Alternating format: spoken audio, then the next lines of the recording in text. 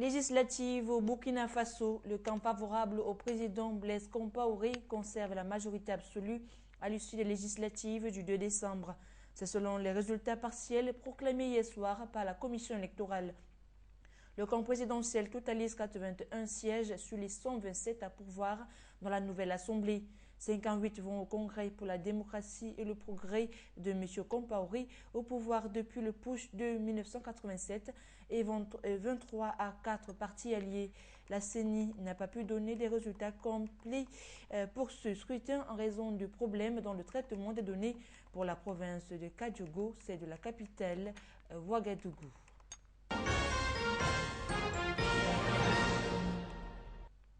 Le président égyptien Mohamed Morsi s'est montré hier soir ferme sur ses prérogatives et le projet de constitution qui divise le pays tout en invitant l'opposition au dialogue.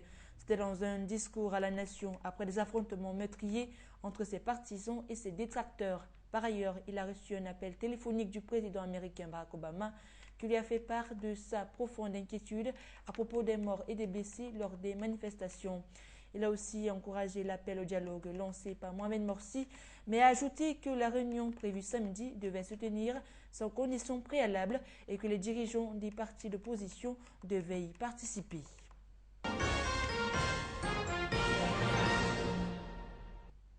Le gouvernement du Guatemala a refusé hier l'asile politique à l'Américain John McAfee qui a été hospitalisé pour des problèmes cardiaques dans l'attente de son extradition vers le Belize, qui veut l'entendre dans une enquête sur le meurtre d'un voisin. Le pionnier des antivirus informatiques, âgé de 67 ans, a été interpellé mercredi pour entrée illégale sur le territoire guatémaltèque.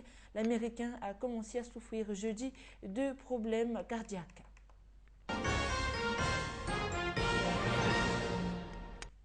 Et pour terminer, le président américain Barack Obama prendra part en janvier à 2 cérémonies d'investiture pour commencer son second mandat à la tête des États-Unis et participera à une cérémonie privée le dimanche 20 janvier avant de prêter de nouveaux serments le lendemain devant les yeux de millions d'Américains.